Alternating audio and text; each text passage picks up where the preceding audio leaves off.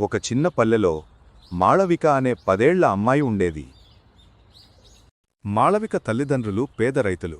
కాని మాళవికకు చాలా పెద్ద కల, టీచర్ అవ్వాలి అని కోరిక ఉండేది.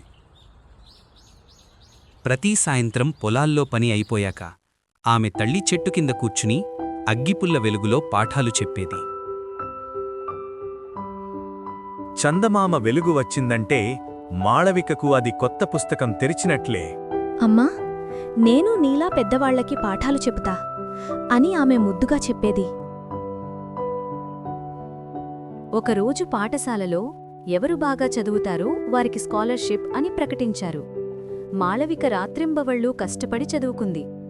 పుస్తకాలు పాతవైనా ఆశ మాత్రం కొత్తది. పరీక్షా రోజు వచ్చింది. గ్రామం మొత్తం ఆశతో చూసింది.